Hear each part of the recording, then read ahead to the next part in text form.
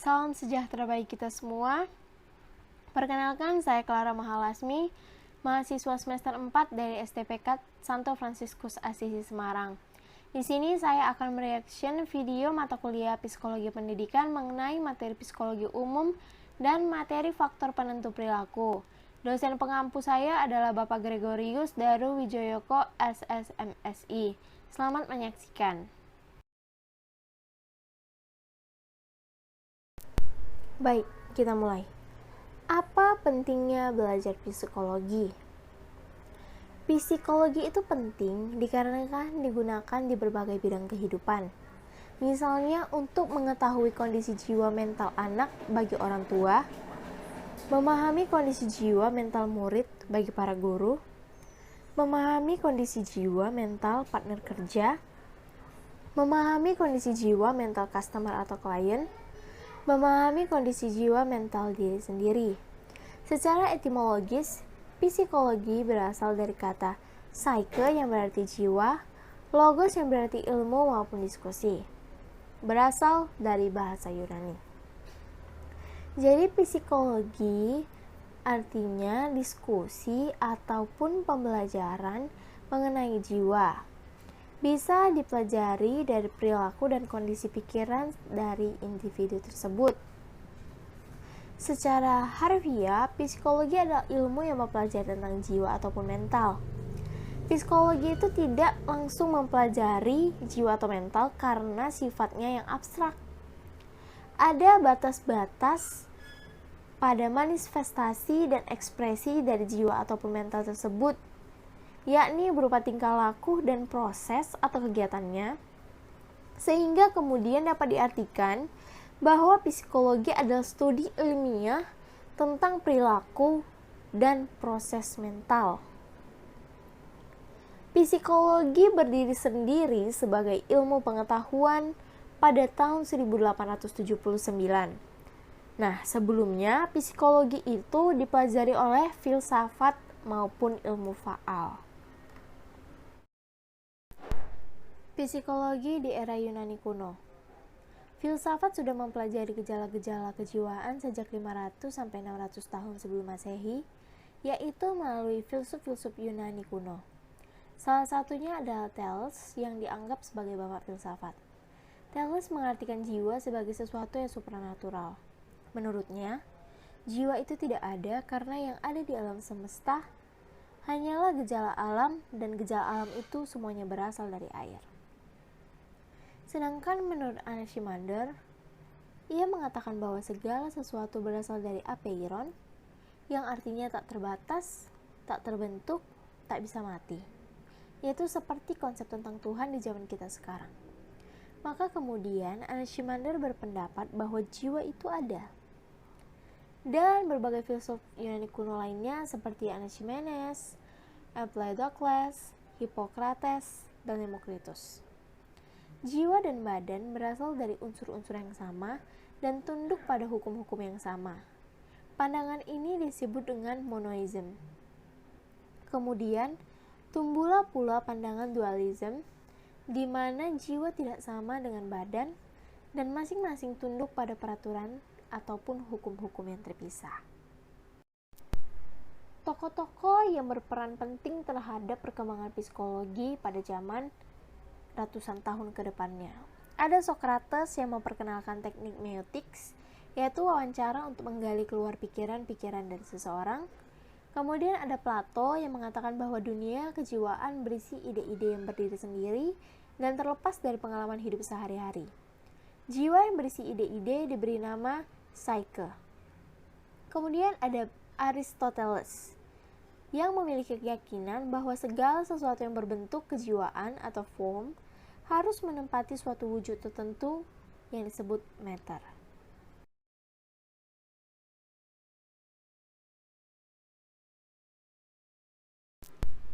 Psikologi era Renaissance atau masa revolusi ilmu pengetahuan di Eropa. Ada dua tokoh di sini, yaitu René Descartes dan George Berkeley. René Descartes merupakan seorang filsuf dari Prancis yang mencetuskan definisi bahwa ilmu jiwa adalah ilmu tentang kesadaran. ia mengemukakan motonya yang terkenal, Cognito ergo sum. Saya berpikir maka saya ada. Karena menurutnya segala sesuatu di dunia ini tidak ada yang dapat dipastikannya kecuali pikirannya sendiri. Sedangkan George Berkeley, seorang filsuf Inggris, mengemukakan bahwa yang terpenting adalah penginderaan, bukan kesadaran atau rasio. Menurutnya segala sesuatu berasal dari penginderaan. Rasio hanya mengikuti apa yang diserap oleh penginderaan. Oleh karena itu, dalam pandangan Berkeley, psikologi adalah ilmu tentang penginderaan atau persepsi. Psikologi di era modern. Di antara para sarjana psikologi modern yang mengemukakan definisi psikologi, antara lain yaitu Gardner Murphy yang mengatakan bahwa psikologi adalah ilmu yang mempelajari respon yang diberikan oleh makhluk hidup terhadap lingkungannya. Kemudian ada Boring, Edwin G., Herbert S., Langfeld, Harry P. Weld yang mengemukakan bahwa psikologi adalah ilmu tentang hakikat manusia.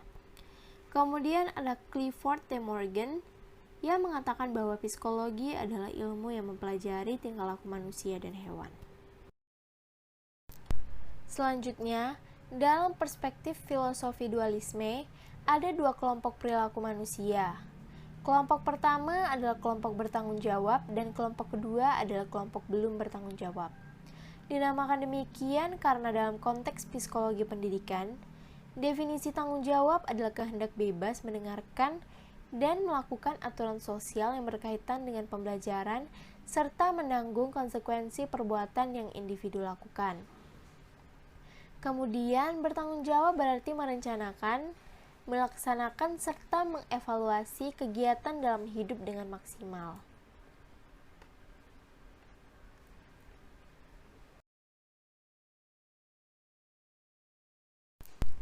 Dalam materi modul 2, yang dibahas adalah apa yang menjadi faktor yang membuat manusia menjadi tidak bertanggung jawab.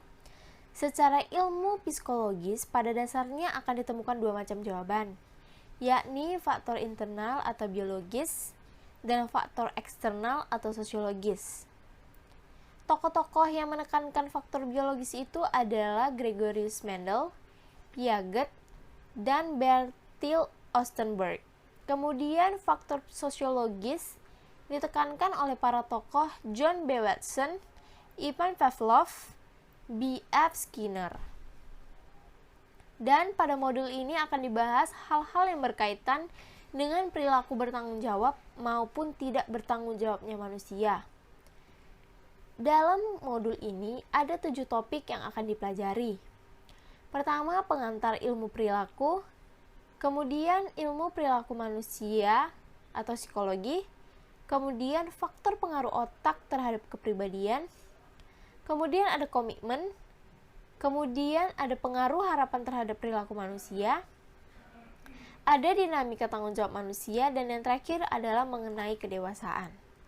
Mari kita saksikan dan kita bahas bersama-sama. Langsung saja. Yang pertama adalah manusia sebagai makhluk berkepribadian. Siapakah manusia itu? Banyak jawaban, banyak konsep jika kita membahas siapakah manusia itu. Konsep-konsep kemanusiaan di setiap negara juga berbeda. Seperti di Eropa, konsep kemanusiaannya melarang hukuman mati yang akan sangat berbeda dengan Indonesia ataupun negara Arab dan Amerika yang memperbolehkan hukuman mati. Konsep legalisasi aborsi seperti yang dilakukan di negara Eropa akan jauh berbeda dengan Indonesia yang jelas-jelas melarang aborsi. Konsep kemanusiaan ini masih menjadi perdebatan sampai sekarang. Sangat jelas bahwa antar sesama manusia sendiri terjadi perbedaan persepsi mengenai kemanusiaan. Kita punya persepsi masing-masing mengenai kemanusiaan itu. Menurut Wilhelm Wundt, manusia adalah satu kesatuan dari jiwa dan raga yang berkegiatan membentuk diri yang ideal dalam segala kegiatan. Apa saja faktor-faktor pembentuk kepribadian yang menentukan kemanusiaan? Secara sederhana, Faktor-faktor yang membuat manusia mempunyai kepribadian dominan pemelihara kehidupan atau penghancur kehidupan ditentukan oleh dinamika emosi yang kita miliki.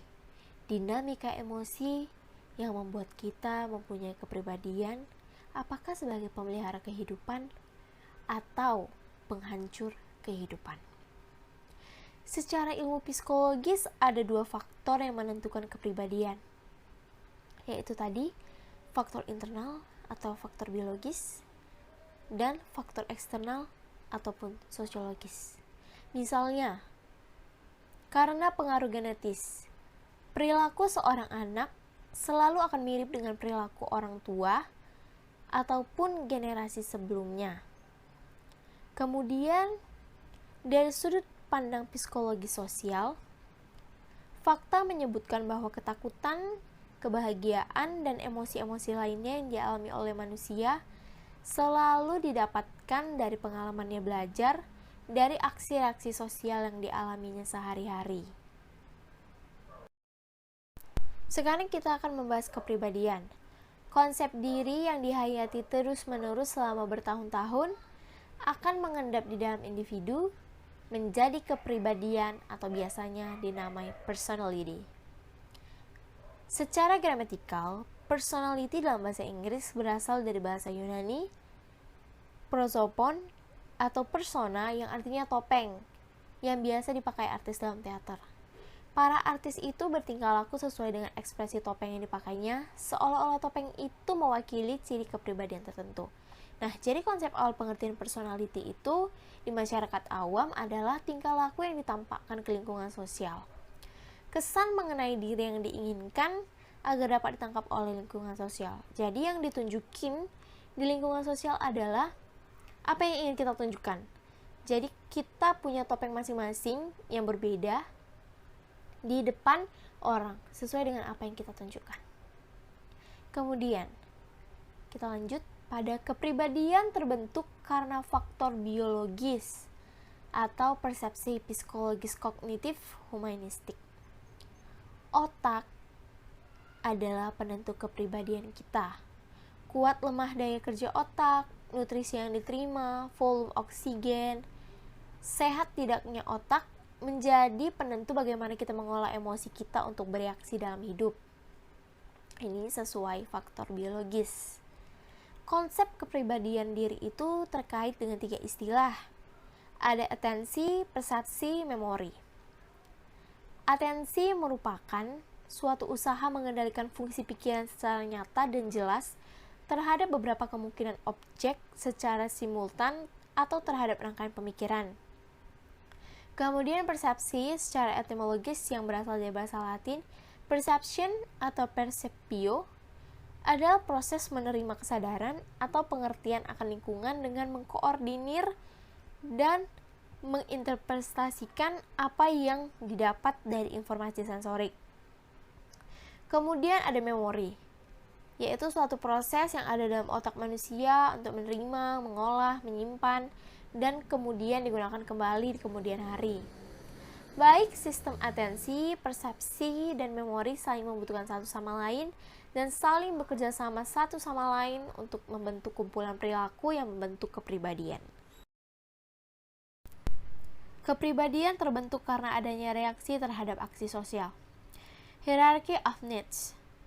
Teori hierarki kebutuhan. Menurut Abraham Maslow, manusia termotivasi untuk memenuhi kebutuhan-kebutuhan hidupnya. Kebutuhan-kebutuhan tersebut memiliki tingkatan atau hierarki, mulai dari yang paling rendah, bersifat dasar atau fisiologis, sampai yang paling tinggi, yaitu aktualisasi diri. Seorang bisa saja meyakini secara kognitif dan afektif bahwa dirinya mempunyai konsep diri negatif seperti bodoh, jelek, hina, pantas dikucilkan, dan sebagainya, karena aktualisasi dirinya terhambat. Ada beberapa contoh definisi kepribadian. Definisi ini masih belum ada kesepakatan luasnya di lingkungan para ahli kepribadian. Jadi masing-masing pakar kepribadian membuat definisi sendiri-sendiri sesuai dengan paradigma yang mereka yakini. Nah, ada beberapa contoh seperti menurut Stern, Kepribadian adalah kehidupan seseorang secara keseluruhan, individual, unik, usaha mencapai tujuan, kemampuannya bertahan dan membuka diri, dan kemampuan memperoleh pengalaman. Kemudian menurut Guilford, kepribadian adalah pola trait-trait yang unik dari seseorang. Kemudian kepribadian adalah seluruh karakteristik seseorang atau sifat umum banyak orang yang mengakibatkan pola yang menetap dalam merespon suatu situasi menurut Pervin. Pengaruh otak terhadap kepribadian. Dua penyebab utama perilaku seseorang disebabkan oleh genetik maupun lingkungan. Ilmuwan dari kalangan neurologis menemukan faktor lain yakni otak. Para psikolog mengkategorikan kepribadian manusia menjadi 5 kelompok besar, yaitu ekstrovert atau terbuka, neurotisme, penyetuju, penyadar, dan pemikir. Di sini dapat dilihat neuropsikologi dapat didefinisikan sebagai suatu studi tentang hubungan antara fungsi otak dan perilaku. Penilaian neuropsikologis merupakan metode non-invasif yang menggambarkan fungsi otak berdasarkan kinerja pada tes standar yang telah terbukti secara akurat dan peka terhadap indikator otak maupun perilaku. Peran neuropsikologis. Bagi para dokter ahli saraf, hal ini untuk membantu membangun atau mengesampingkan diagnosa tertentu. Kemudian, karena adanya penekanan pada sistem fungsional otak, neuropsikologis dapat membuat prediksi mengenai prognosis untuk pemulihan. Kemudian peran utamanya adalah melibatkan intervensi dan rehabilitasi. Informasi yang diberikan oleh neuropsikologis sering memiliki implikasi penting untuk pengobatan. Hasil tes memberikan bimbingan untuk yang domain fungsi dapat mendukung upaya rehabilitatif. Nah, pada akhirnya, neuropsikologis dapat diminta untuk mengevaluasi seorang pasien dengan gangguan mental untuk membantu memprediksi perjalanan penyakit serta untuk membantu strategi pengobatan menyesuaikan kekuatan pasien dan kelemahannya. Konsekuensi dan gejala kerusakan neurologis. Cedera otak atau trauma dapat menghasilkan berbagai gejala kognitif dan perilaku, seperti orientasi gangguan, orientasi memori, orientasi fungsi intelektual, orientasi pengaruh labil dan dangkal, dan sebagainya. Masih banyak orientasi dan gangguan kerusakan neurologis. Hubungan otak dan perilaku. Gagasan bahwa daerah tertentu dari otak perilaku kontrol tertentu masih merupakan prinsip operasi yang penting antara neuropsikologis. Kemudian kerusakan otak dapat memiliki banyak efek yang melibatkan persepsi visual, persepsi pendengaran, persepsi kinestetik, koordinasi motorik, dan fungsi memori, bahasa, perilaku, konseptual, perhatian, atau reaksi emosional. Secara umum, kerusakan intelektual mungkin dua tipe besar, yaitu yang pertama penurunan akibat faktor psikologis dan penurunan yang berasal dari cedera otak. Komitmen sebagai akumulasi motivasi dan emosi positif manusia. Komitmen adalah daya seseorang untuk mengikatkan diri pada sesuatu, beradaptasi sekaligus tertantang untuk menyelesaikan sesuatu itu karena adanya motivasi dari dalam diri. Komitmen menuntut seseorang untuk memberikan target tertentu serta memberikan tingkat konsentrasi yang tinggi dalam menyelesaikan masalah hidupnya. Komitmen membantu seseorang memberikan prioritas perhatian penuh terhadap permasalahan utama dirinya dan tidak larut dalam masalah lain yang mengalihkannya dalam penyelesaian masalah tersebut. Menurut Zen Mihaly dan Nakamura yang menyatakan bahwa daya maksimal komitmen individu atau flow dipengaruhi oleh keberadaan kemandirian dan motivasi intrinsik di dalam individu. Individu mempunyai komitmen apabila 1. Dia mengikat diri pada interaksi ekologis, kegiatan hidup dan mempunyai target. Kemudian dia beradaptasi dalam menghadapi kesulitan proses kegiatan kehidupan untuk mencapai target. Kemudian tertantang untuk menyelesaikan kesulitan dalam kegiatan kehidupan. dan adanya motivasi dari dalam diri untuk menyelesaikan proses. Pemaknaan hidup adalah hasil dari pengendalian emosi. Pemaknaan hidup adalah variabel pertama dari diri individu yang bersentuhan dengan interaksi antara emosi individu terhadap faktor aksi sosial. Pemaknaan hidup menjadi jembatan antara faktor intern, emosi dari individu yang sangat dipengaruhi oleh faktor biologis, dengan ekstern atau sosial untuk saling berinteraksi. Relasi antara faktor intern dan ekstern yang berlangsung terus-menerus melalui jembatan pemaknaan hidup akan mereproduksi pemaknaan hidup individu. Nah, hasil dari faktor intern dan ekstern ini adalah individu yang menjadi dewasa atau bisa jadi individu yang semakin tidak dewasa.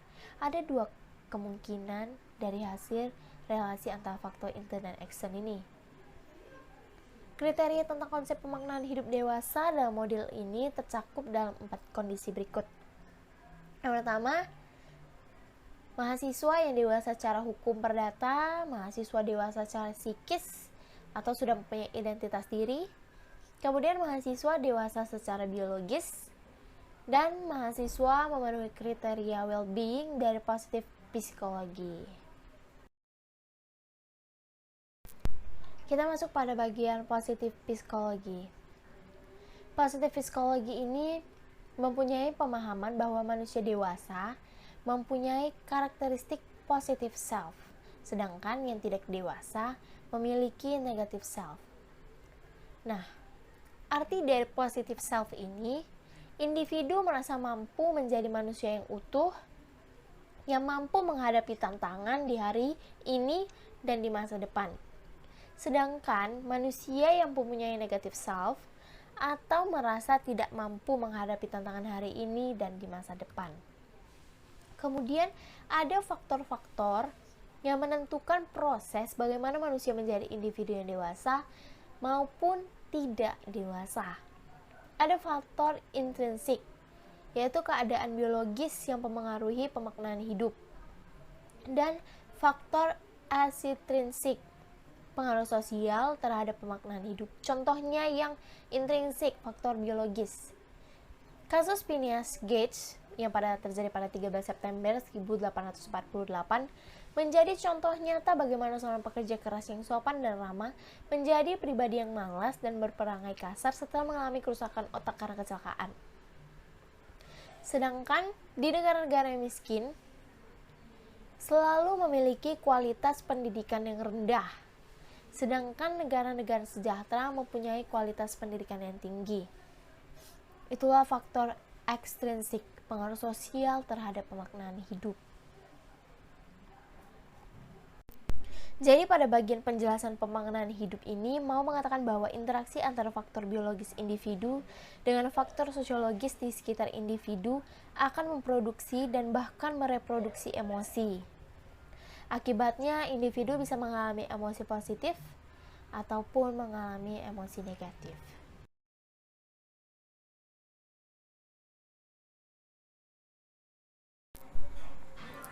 Faktor yang menentukan proses bagaimana manusia menjadi individu yang dewasa dan tidak dewasa. Ada dua faktor. Yang pertama, faktor intrinsik, yaitu keadaan biologis yang mempengaruhi pemaknaan hidup.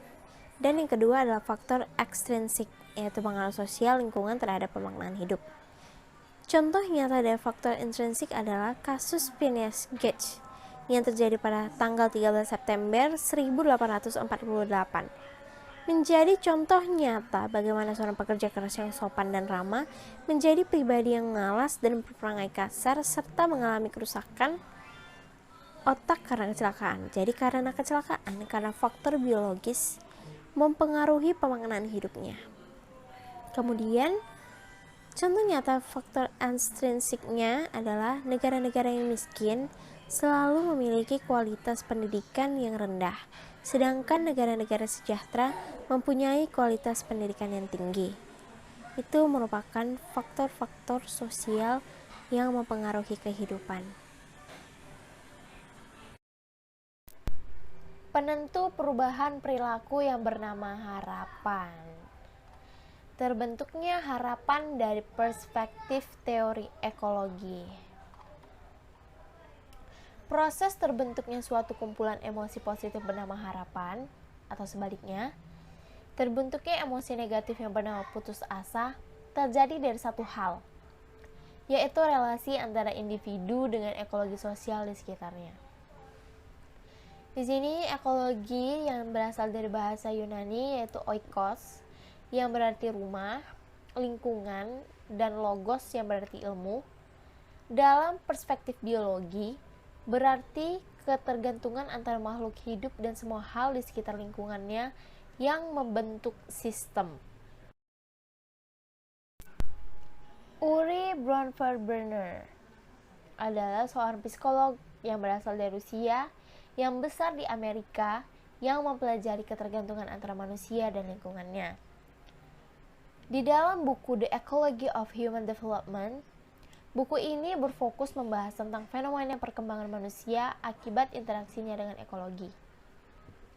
Perkembangan manusia amat dipengaruhi oleh sistem bioekologi yang terdiri dari 4 sistem utama yang saling berhubungan satu dengan yang lain, yaitu mikro, meso, ekso, dan makrosistem. Landasan teori bioekologi Bronfenbrenner adalah kualitas interaksi seseorang dengan lingkungan di sekitarnya.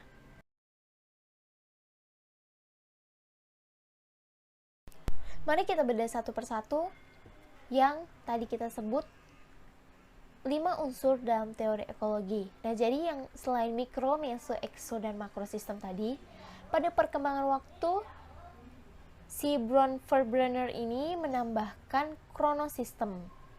Nah, jadi kita bahas yang pertama adalah mikrosistem, yang melibatkan lingkungannya yang berinteraksi langsung dengan individu. Sebagai contohnya seperti interaksi antara ibu dan individu, atau ayah dan individu, atau antara individu dengan saudara kandung, dengan sahabat, musuh terdekat, teman sekolah, maupun tetangga sebelah rumah. Faktor pengaruh mikrosistem merupakan faktor yang paling besar mempengaruhi perkembangan individu. Kemudian yang kedua adalah mesosistem. Mesosistem merupakan hubungan antara mikrosistem dan mikrosistem yang lainnya. Jadi, hal-hal yang terjadi dalam satu mikrosistem dapat mempengaruhi interaksi dengan mikrosistem yang lain. Yang ketiga, ekosistem, yang merupakan kumpulan dari mesosistem. Ekosistem berisi pengalaman individu dengan lingkungan yang tidak melibatkan individu secara langsung, tetapi melibatkan pengalaman dengan keputusan publik yang diambil dalam daerah setempat.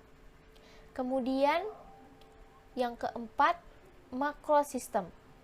Makrosistem mencakup kumpulan dari mesosistem di sekitar individu. Interaksi makrosistem melibatkan perkembangan individu yang dipengaruhi oleh norma, nilai, dan aturan sosial.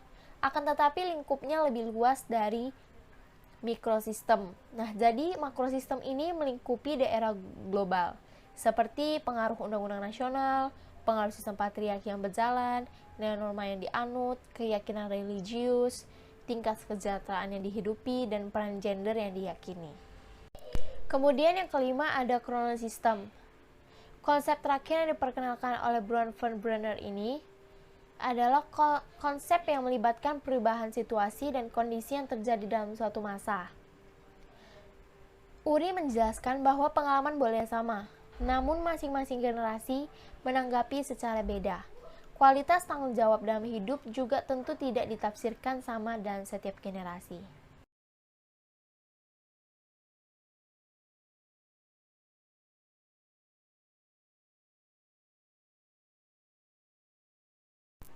Kesimpulannya, faktor ekologi yang mempengaruhi harapan kehidupan dan pasti juga mempengaruhi perilaku tanggung jawab dan komitmen diantaranya keluarga dan mereka yang berinteraksi langsung dengan individu atau mikrosistem, interaksi yang terjadi antara mikrosistem atau mesosistem, norma lokal atau ekosistem, norma global, pengaruh religiositas, dan nilai moral yang diyakini atau makrosistem, serta pengaruh nilai-nilai zaman yaitu kronosistem.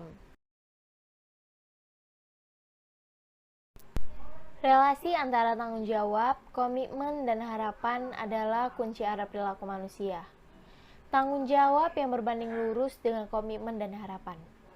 Teori Ryan dan Desi sangat membantu menyimpulkan hubungan antara tanggung jawab, komitmen, dan harapan hidup. Relasi antara variabel tanggung jawab, komitmen, dan harapan hidup adalah berbanding lurus. Semakin kuat komitmen berarti semakin besar tanggung jawab dan semakin positif harapan hidup. Semakin positif harapan hidup berarti semakin besar tingkat tanggung jawab dan semakin kuat komitmen. Sebaliknya, semakin lemah komitmen, semakin negatif harapan hidup. Semakin rendah tanggung jawab individu.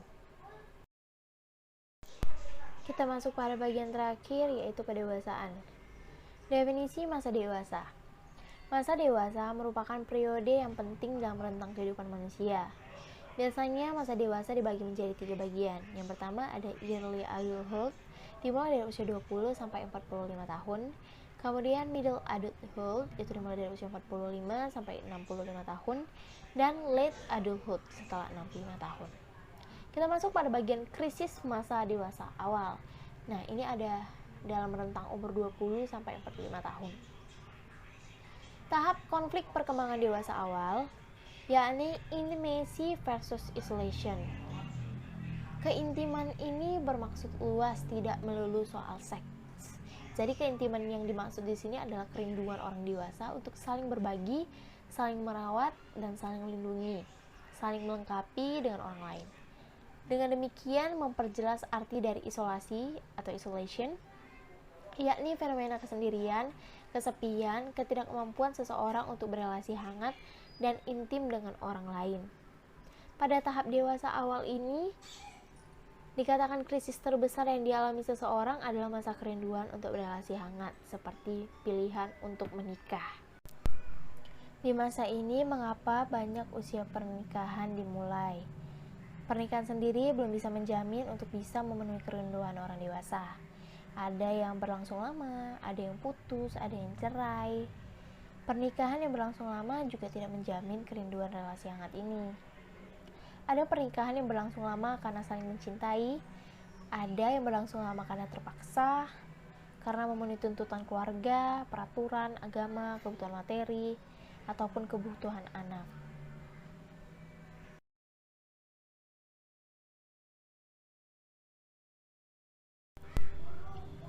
Krisis masa dewasa madya. Ini terjadi pada kisaran umur 45 tahun sampai 65 tahun. Menurut Erikson, apabila seseorang berkembang dengan baik dan sehat ke usia dewasa, maka sebaiknya ia memperhatikan tahap konflik perkembangan dewasa madya. Di sini yaitu generativity versus stagnation. Nah, di sini agar seseorang mampu menjalani perkembangan masa dewasa madya dengan baik, ia perlu mengembangkan generasi penerusnya yang disebut generativity. Nah, jadi ia perlu mempunyai ketertarikan altruis untuk mengembangkan dan menuntun generasi muda yang akan meneruskan karya-karya generasinya. Krisis terjadi apabila orang pada masa ini tidak mampu melaksanakan tugas perkembangan untuk menuntun generasi muda dan malah berada pada tahap stagnation. Nah, berarti di sini orangnya nggak bisa berkembang, berhenti berkembang, stagnation, berhenti berkembang. Dengan kata lain, pada prakteknya orang tersebut hanya peduli pada kebutuhannya sendiri, menjadi self-absorbed seperti anak kecil pada umumnya. Kita masuk pada tahap terakhir, yaitu definisi masa dewasa akhir. Ini setelah 65 tahun tadi. Seseorang yang sampai pada masa dewasa akhir akan mengalami ego integrity versus despair. Masa ini adalah hasil dari perjalanan konflik-konflik yang telah dilewati dan oleh seseorang di masa sebelumnya.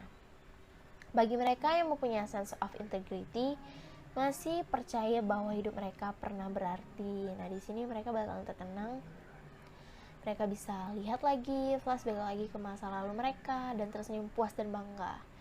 Jadi mereka nggak hidup dalam penyesalan karena mereka punya dan percaya bahwa hidupnya itu dulu udah berguna, udah berarti gitu. Nah, sebaliknya, orang-orang yang melalui hidupnya The sense of despair akan merasa bahwa mereka telah berbuat sesuatu yang sia-sia selama mereka hidup. Setelah mereka udah gak bisa jadi apa-apa, setelah mereka selesai kerja, pensiun, dan segala macem, mereka gak bisa menikmati hidup mereka. Yang mereka lakukan itu sia-sia. Selanjutnya, mereka akan merasa menyesal telah menjalani hidup yang seperti mereka jalani itu. Mereka akan melihat masa lalu, akan kembali sedih, tertekan, dan kesepian. Masa ini adalah masa menjalani masa istirahat dari dunia kerja, beradaptasi dengan kenyataan bahwa daya fisik, intelektual, daya produktivitas mereka menurun. Bagi mereka yang belum menyelesaikan konflik di masa lalu, bisa jadi mereka belum siap. Mereka belum siap, mereka tidak mau pensiun karena mereka masih mau membuktikan sesuatu. Mereka akan merasa seakan-akan mereka dipaksa untuk beristirahat. Seperti itu. Terima kasih untuk semuanya yang sudah mendengarkan penjelasan saya. Saya Clara Malasmi. Terima kasih untuk perhatian. Dan terima kasih untuk tugas video ini. Sampai jumpa.